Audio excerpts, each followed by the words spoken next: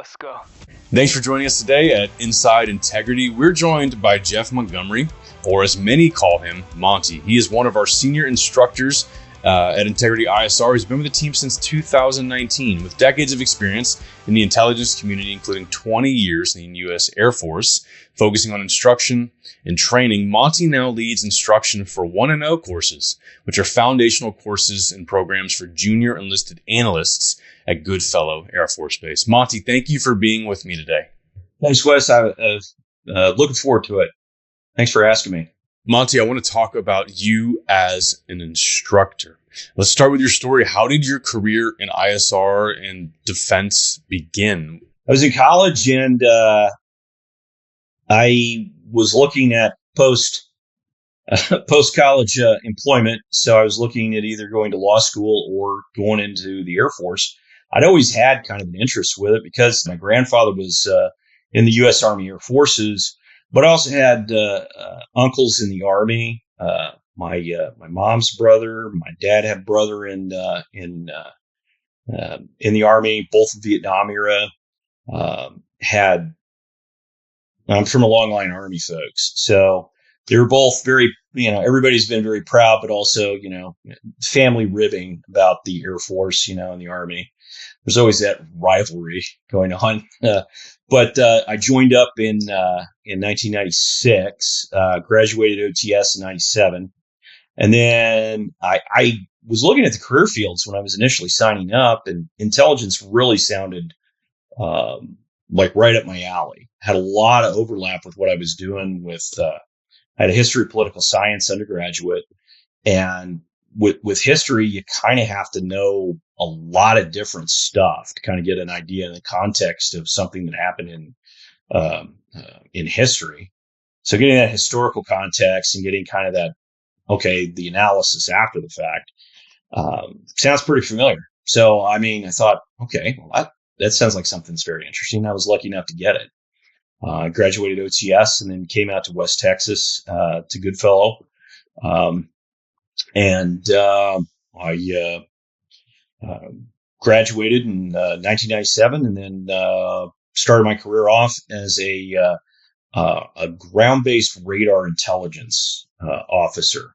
So we have ground-based radars called control reporting centers and air control squadrons. So if you can think of these like our AWACS, they do command and control. Hey, we're trying to bring the aircraft together. So they'll vector aircraft to go get refueling. They'll do airspace control going, hey, you need to move over here, or, making sure that people are flying in the right airspace. Sometimes if there is somebody who wants to come fight us with fighters, we will vector the fighters in and they'll take care of that. But that was the unit I was with. But ironically, I was going back to my family heritage because it was a lot like being in the Army. We dug our own sleep pits. We had defensive fighting positions. Officers were trained on heavy weaponry and rifles. We just didn't get trained up on the pistols. So it was honestly, it was a lot of fun. Having that first experience. But after that, I went and I supported F-16s at Hill Air Force Base. And then, a little old there. It's back when they were flying Vipers instead of the F-35s. And then from there, I went to the AOC at Barksdale. It wasn't quite the AOC when I showed up. I was on the team that transitioned it from the old air intelligence model, the air intelligence squadron model, into a, no kidding, air operations center. It's a command and control node that the lead component commander, the air component commander, uses in a theater to go control aircraft. It's it was part of an evolution, believe it or not. Again, going back to Vietnam, it was part of an evolution to where we had an issue in Vietnam. We had 5 different air wars going on at the same time, and no one was talking to each other. So going back to BDA, going back to targeting, no one was coordinating, and we were not taking a systems approach to North Vietnam, and we were doing things piecemeal. We didn't know what the Navy was doing all the time. They didn't know what we were doing. There was also the South Vietnamese Air Force that we kind of worked with and kind of not. The Army had some air assets involved. The CIA had some things involved, and that was just a big mess. And part of the Goldwater-Nichols Act was to kind of consolidate everything into, okay, there's one theater commander. Underneath that theater, okay, we have components. So everything involved with air is under one person. And the Joint Air Component Commander, Joint Force Air Component Commander, or Combined Force Air Component Commander, if we have allies, they use the Air Operations Center. And that has sort of evolved through the years to become a kind of a critical command and control node with all the air power. And so they do things like wheeled targeting. All right. They do the targeting there. They talk about it. They reach out and they interact with the Navy, with the Army, with the allies and deconflict. Okay. Hey, here's where we're going to go after. Here's the effects that we want. So we're more efficient.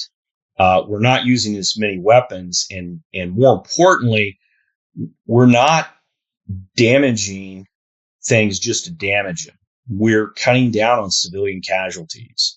We're cutting down on the actual damage that we do in an area, believe it or not. So we can break the will to fight. We can break their capability to fight without completely laying waste to an entire country like we did in Germany in the 1940s. So that was kind of part of what I did with your Air Operations Center.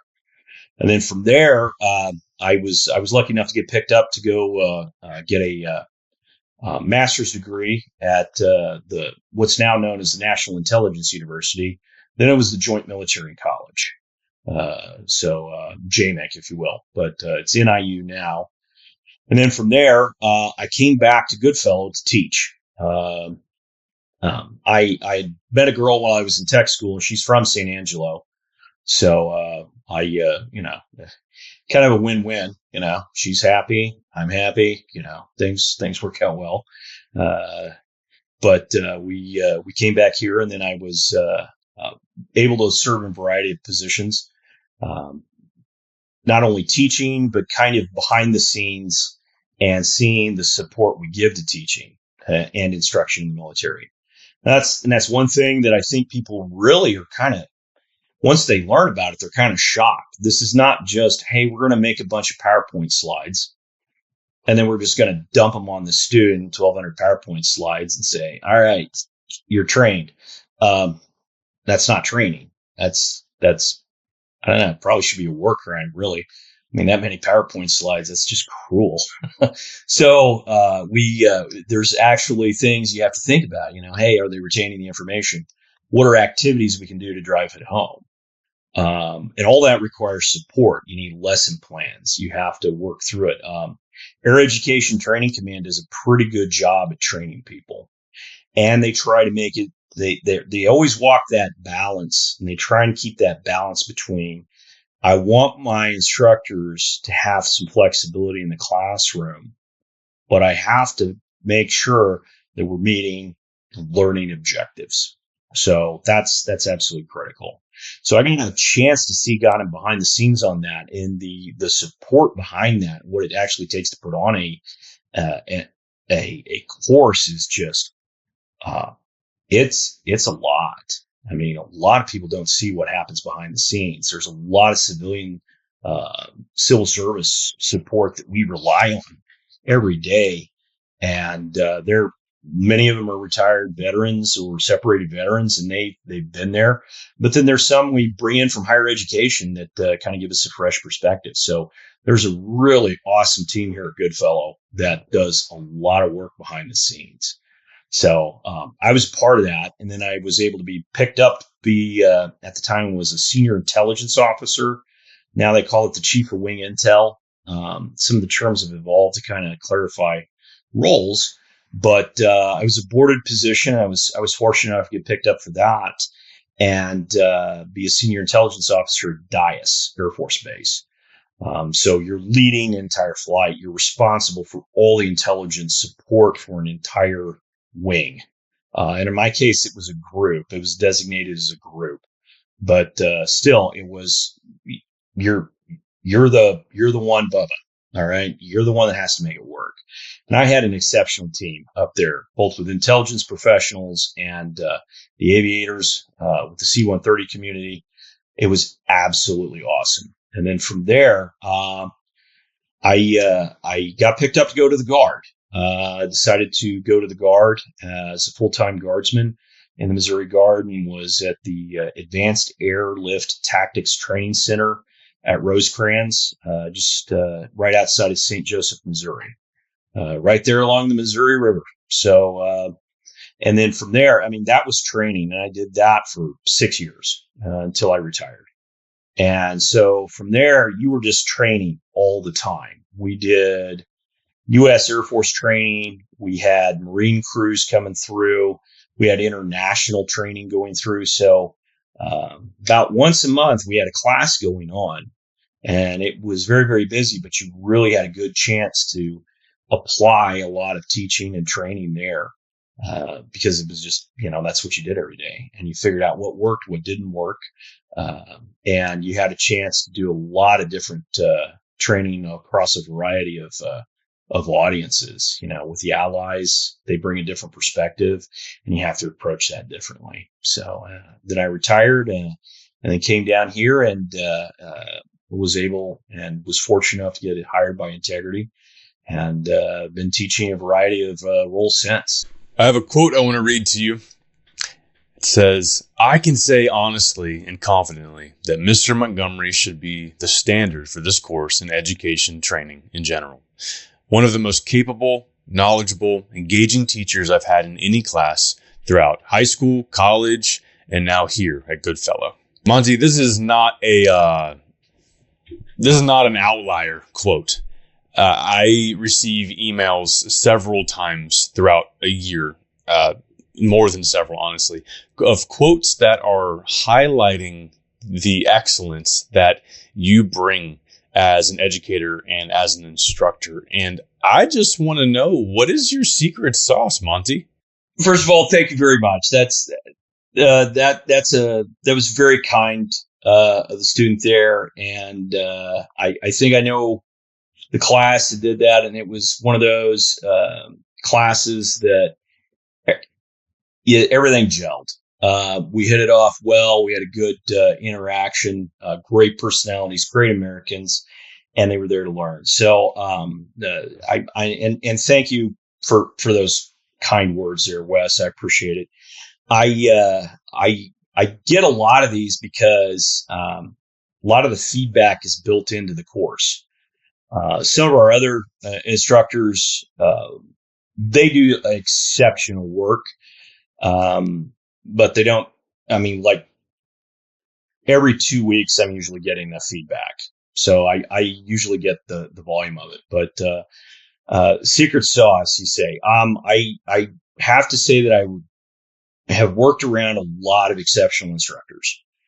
The latest, I was on a mobile training team before I was on this contract, working with a Chris Sharp and a Royce Frengel, both retired weapons officers. Chris goes by 9, the German word for no, and then Royce Frengel goes by Chip. It's a lot of nicknames. I go by Monty and stuff like that. But I would have to say that both 9 and Chip had 2 different approaches to instruction, but both of them were exceptionally effective. I had the privilege of working with them and seeing their approaches like real time. And I'm over here taking notes. I'm logging things in the back of my mind going, okay, that works. And just seeing how they interacted with the students. Both of them were able to really kind of connect with the students, and watching some of the techniques that they used, I think definitely helped me out a lot. So I appreciate the kind words. I always appreciate those. Cause, I do get critiques, the other way, and, it is what it is. Some of them are founded. Some of them are just like, yeah, his kid's probably not having a great day, and I happen to walk across in front of him, and whatever. But the big thing on that one is I've had some exceptional people to learn from, and those are two folks. The Advanced Air Tactics Training Center. There were a couple of very exceptional instructors there, and others around.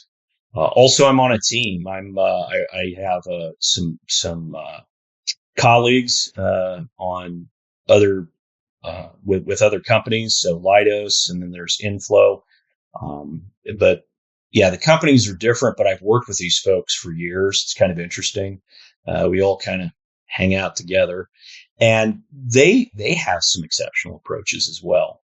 I also do some reading, and we have an exceptional training development leader there at Goodfellow, Ms. Mary Odell, and she's taken actual instruction courses. She's done the psychology of learning, and I sit down with her, and I'm always just kind of picking her brain. So I appreciate that. And I guess if I can brag on anything is I've been able to synthesize a lot of different really good examples of really good techniques that other people have, that just, that they've been kind enough to share with me. So I think the big thing, if you're ever going to go in there, you got to connect with the students. One of the things I immediately look for is, first, I kind of get the handoff from the other instructors. So typically we have different blocks we teach. And so we make a point of taking notes on our students. Hey, here's some good briefers. Here's some that maybe they're having some problems with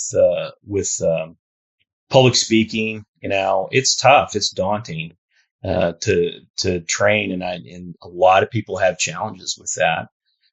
So, you get that from a standpoint of, hey, how do we approach this? And, there's some folks that are having a hard time. Hey, this person's, they had some family issues, things like that. So you kind of have a game plan walking in on how to interact, because it's a very personal endeavor. You have to reach folks, kind of as a person. And I think that's the big thing that I try to do, is I try to connect personally, obviously in a professional environment, but you try and connect with them personally and let them know, hey man, I'm glad you're here. You made a good choice coming into the Air Force and the Space Force, because we train both of them right now. And it's very important that you're here. And it's not only that, this team's lucky to have you. It's kind of weird. I spend most of my time trying to coach people and encourage them. It's like, how do these airmen come in all cocky? I'm like, actually, no, it's on the other end of the spectrum. I mean, they're usually scared of their own shadow because they're coming out of basic training. They're still trying to figure out how to do the military. And they're also trying to figure out, hey, who I am, right? Because a lot of these folks they were in high school maybe 6 months ago. So that's the one thing that I try and keep in mind is, okay, how do I connect with them? Which means I have to read up on the latest trends and all the TikToks, and I ask a lot of dumb questions. Like, I learned that this is like how they applaud. It's like, whatever, I find it ridiculous, but hey, you know what? If that makes them laugh, it's like, oh, look, the old guy's trying to connect, but I think they appreciate that. I also try to learn their slang, and it's one of my favorite things to do is, I actually purposely misuse their slang, and what are you doing? And I don't know. It's kind of self-deprecating humor that helps me connect with them. But once you get that down and they feel like a psychological safety, because that's the whole point. You're trying to make them feel, hey, this is a place I can ask questions that, might be dumb. And I constantly emphasize, look, there's no dumb questions. Did you have any idea any of this existed like 48 hours ago? No. All right, then. Ask away. There is no dumb question. This is completely wild. This is advanced. This is foundational, but we're still talking advanced aerospace combat concepts. So, I mean, ask away, man. What happens when they fail? Well, I mean, you can't beat them up. They already feel like garbage. So you gotta get them back in the game. You know, it's life, man. It's not a matter if you fail; it's a matter of when. And well, crap, you know, today's the day you're gonna learn how to bounce back.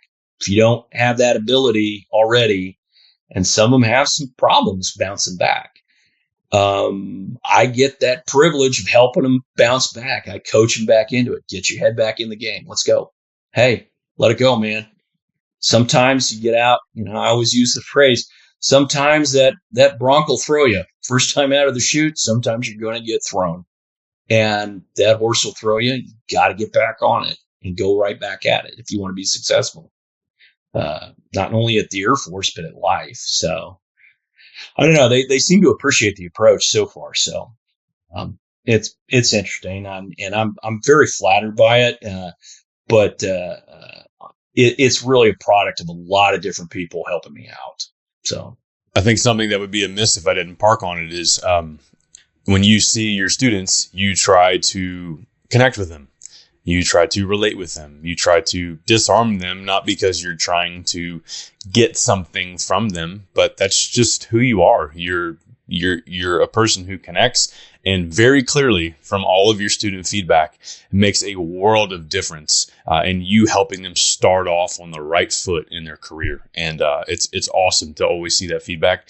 I just want to give you kudos in every way that I can. Appreciate that. I appreciate that. It's, and I'll tell you, you know, they try so hard, and it's awesome to see that. And I have to keep telling myself that, yeah, I've seen this mistake at this particular point for about 50 times, but it's their first time making it. And I always try to let them know that it's like, look, man, Lieutenant Montgomery's made all these mistakes too. What are you going to do? It's part of the process. And that's what I want to emphasize, that, man, this is part of it. I mean, if you're not comfortable feeling uncomfortable, then, I mean, you better start learning, because that's how success is made. You got to get out of that comfort zone a little bit and push a little. Also, you know, but you got to let them know what real life is. I mean, a lot of them kind of sheltered, you know, differing backgrounds and education, different quality of education. And they'll get so wound up over briefs, and I get it, but you got to kind of give them that reality check now and then. It's like, hey, what do you think's going to happen here? Well, I'm going to, hey, if you mess up, would you like to learn how to fix it? I mean, we have practice sessions before. So we actually have a practice brief or a practice run before we do the final. And I'm pretty nitpicky on that. I absolutely kind of, you know, lay into the performance, not unprofessionally, but I'm like, hey, you need to fix this, this, and this. And that's my approach. And usually the finals are perfect. Not perfect, but hey, they meet the marks. They hit what they need to do. And it's really gratifying to see the improvement. This last class I've had for, almost a month and a half. So 6 weeks I've been with him. One young man was having an issue with briefing. He is a bright fellow, absolutely nothing wrong with his intelligence. He has kind of a psychological fear of making eye contact. So he will read slides, he will read his notes. And we were working on that. And we were working on this. And his final brief, and this is one of my favorite things. This is the crack that keeps me coming back, right? One of the final briefs that he did, or his final brief he did for me, was he started out reading. And I'm like, all right, well, you know, let's look for improvement. But about halfway through, something switched. I mean, it was almost like a physical switch I'd see getting flipped, where he's like putting the notes. He's still kind of reading them. Towards the end, he's Notes are down. He's looking over at the slides, just kind of as a reference. And then he's just absolutely just having a conversation with me. I mean, but he knew he had an issue. He volunteered to do every briefing that he could, and he made that improvement. Now, does he still have some areas to improve on? Absolutely. But it's fun to see the switch getting flipped, and you're like, the guy's getting it. That's the aha moments. That's the stuff that keeps you coming back. So that's a lot of fun. And I'm just glad that he felt comfortable enough to keep trying. So that's the big key there. I mean, it's a real balance between, hey, you got to get that psychological comfort, but you also have to say, look, man, this is real. This is combat we're training you for, and you're going to have to be able to perform under stress.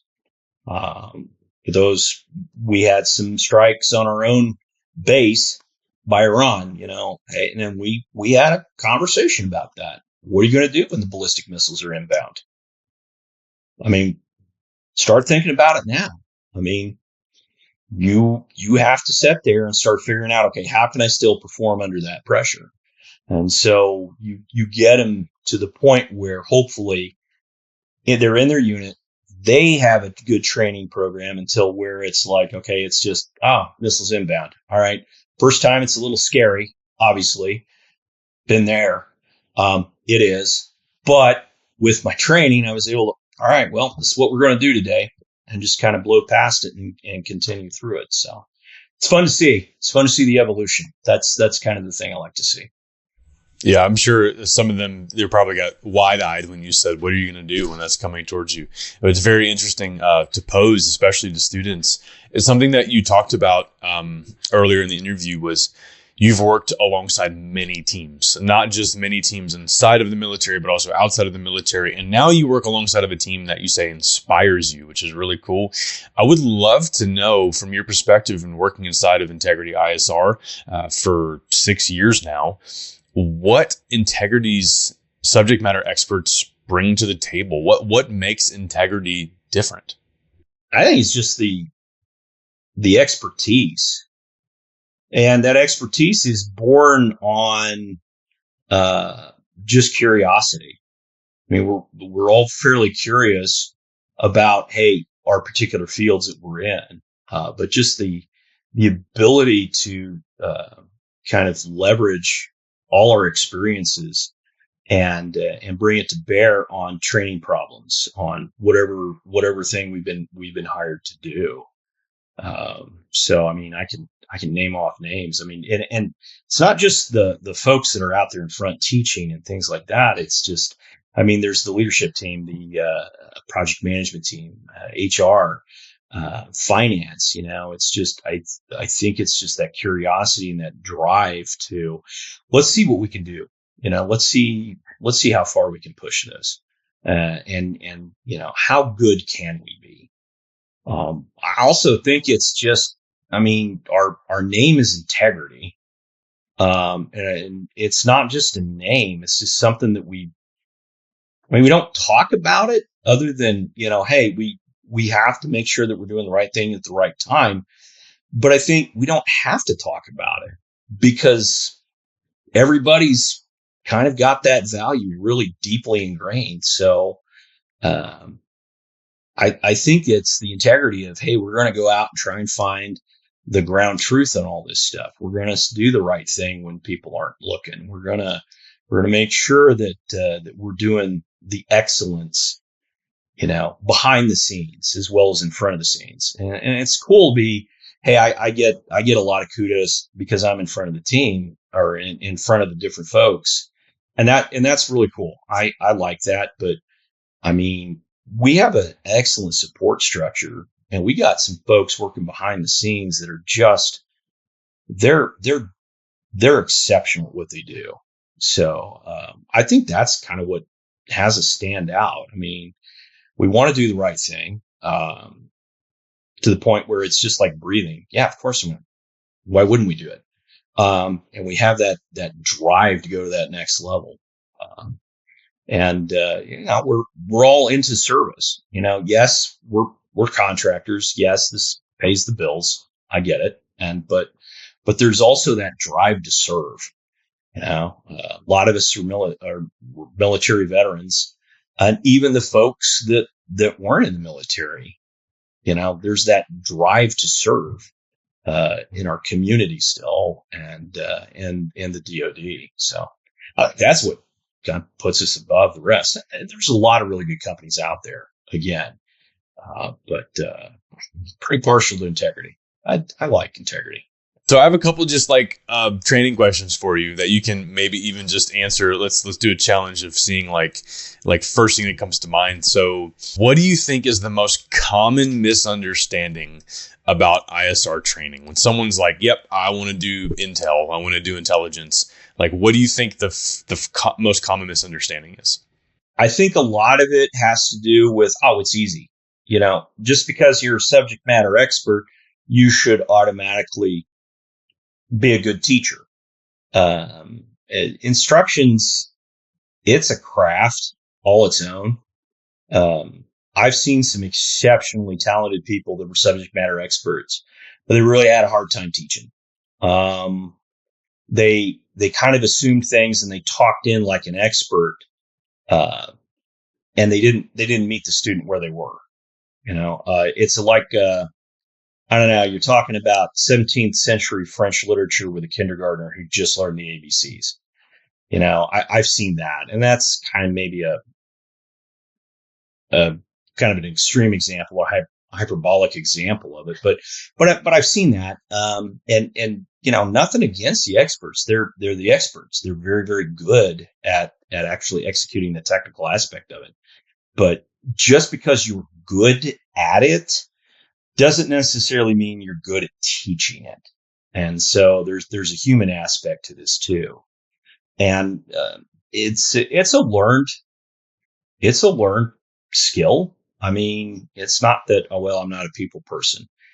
I've seen some exceptionally introverted people that were very, very good at communicating with others. And they had the disarming personality.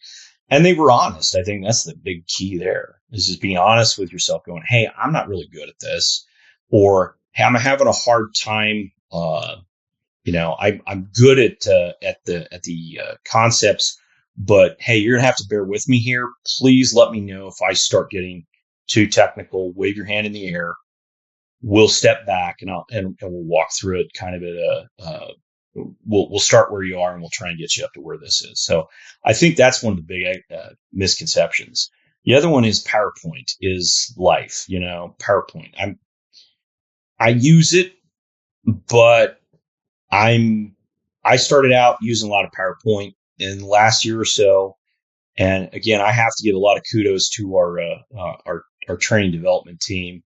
They've given us some tools to use to help us move away from PowerPoint and do things like, "Hey, we're using a whiteboard. We're going to walk through this. Here's some activities to drive home the learning. Hey, here's how to get them into the book so they can play with the information."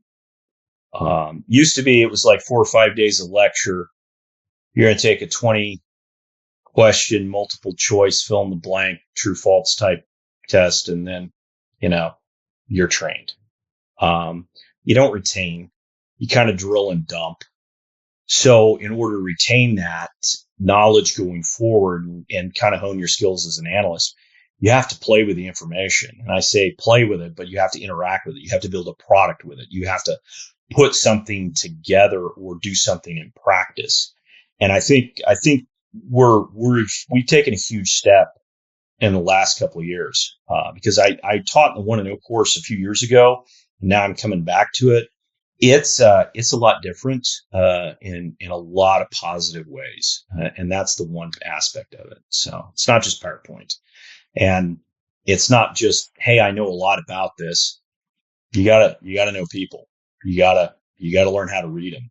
And I mean, hey, yeah, by reg, I have to take a break every 50 minutes, but let me tell you, when you see death in about half your class's eyes, they're just like, "Oh God, kill me now." maybe it's time to take a break, get up, do a little pacer exercise, ask them some fun questions, kind of help them reset their brain. Hey, get out, go get a coffee, go get an energy drink, come on back, tell me about your weekend. Then you reset them back into it. But that's the big thing that I think people miss is it's such a human endeavor based on relationship. So, I think that's it. You teach students every day at Goodfellow how to understand the materials of being an ISR professional. Like that's their desired outcome, right? But there's something more than that. You also have to teach them how to think like an ISR professional, or when they leave your classroom, they have textbook knowledge and no application knowledge. What does that look like? Why do you need to teach their thought process? How do you teach your thought process? And kind of what is your approach with that?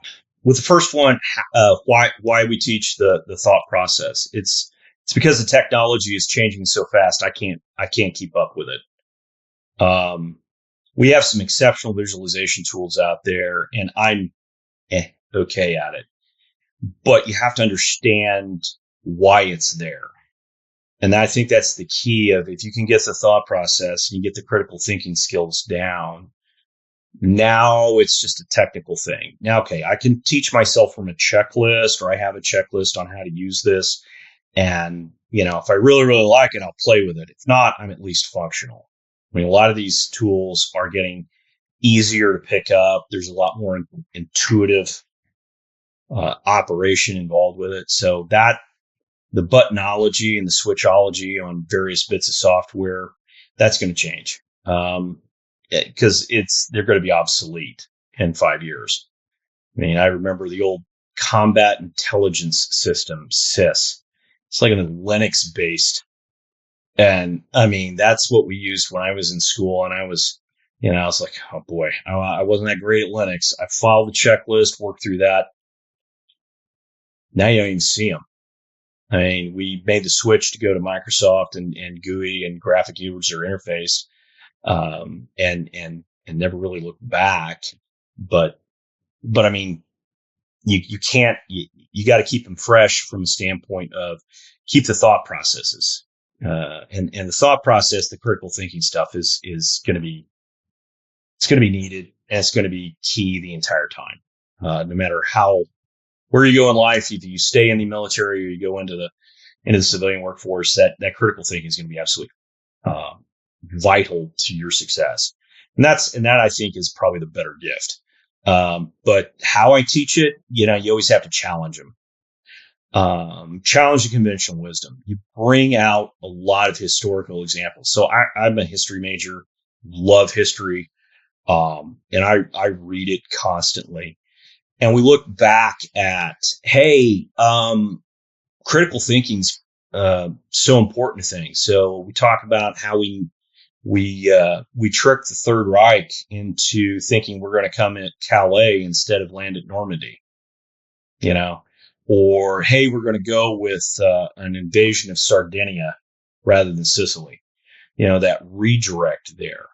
And we talked to him about it, saying, hey, here's the flaws in the Third Reich system, right?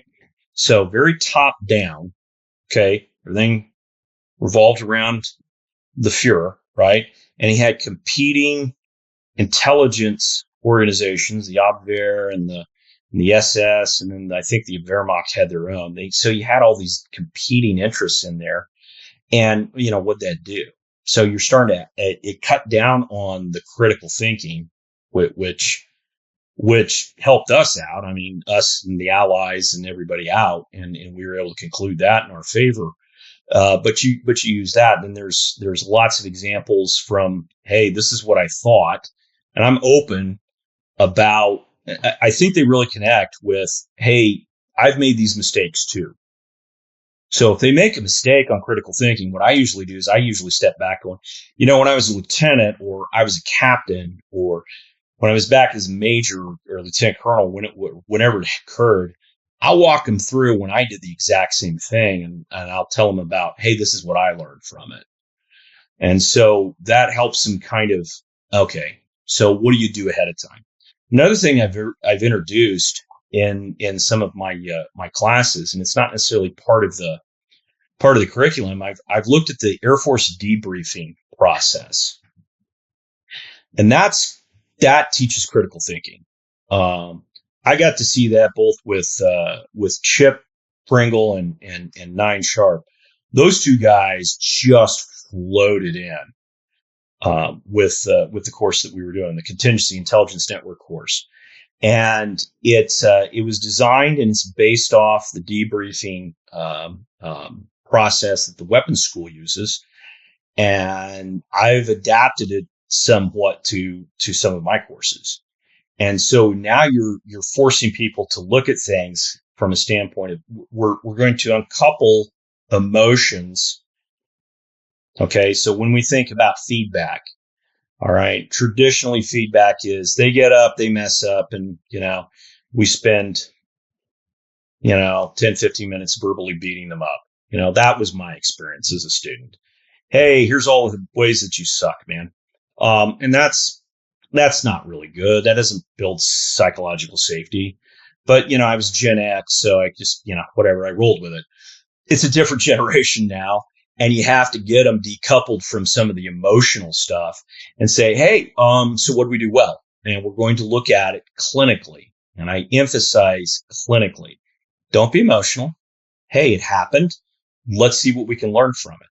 And if something didn't go well, was it an issue of performance, process, or was there a product that was wrong or mistaken? Or okay, let's delve into that. And if it's a performance issue, that's where I really spend a lot of my time going, look, you can't be emotional about it. This is not a communist struggle session. Okay, we're not doing the communist struggle session where I can beat myself up verbally. I'm not into that. That's unhelpful. What was your thought process? What made you zig when you should have zagged? Well, it was a perception issue. I misperceived. Well, or hey, it was the first time I did it, and I kind of just went with my gut. I'm like, okay, well, all right. So this is some of the things to look for, so you don't have to rely on your gut in the future. You can use this as an experience builder. So that's kind of one of the ways I try to build it in my classes to really drive home the fact that no, you have to evaluate your own performance, right? And we all do. Hey, what did I learn out of this? And it helps them not just in their career, but hopefully in their personal life too. Hey, I made a mistake on this. What went down? What did I learn from it? And hopefully helps them out later on. So, yeah. So I think I have a strong last question for you. If you were able to meet future ISR professionals by them finding this video and they're watching this interview, what is a message you would give to them, whether that is of hope or encouragement or a forewarning? What would you like them to know as they are considering sitting in your classroom? Future ISR professionals. You suffer more in your imagination than you do in reality. It's a stoic saying, but it's one thing that I think is important for people to understand, that whatever doubts about your performance, about your capabilities, you might not be as good as, say, the expert, but you're probably better than you think you are. You have a team that will help you. Even when you don't, your own personal capabilities are probably a lot better than you give yourself credit for. And if you put in the time and you put in the preparation, you're either going to win or you're going to learn. And that's the way to look at it. So I probably want to encourage them. So, and if all else fails, just go get another coffee, walk around the block and try it again. It's just give it another shot. There's always another shot you can take at this. So anyway, that's what I would say. Awesome. Well, Monty, I just want to say thank you for joining me today and offering such a valuable perspective on all things in ISR. And if you're watching and you'd like to learn more about the work that we're doing at Integrity ISR and ISR University, you can visit our websites at integrityisr.com and isruniversity.com. And on isruniversity.com, you can explore education for individuals or workforce training and check out our course catalog, see when the next classes start. But until next time, stay informed and stay ready. Thanks, Monty. Thanks, Wes. I appreciate it. Have a great day.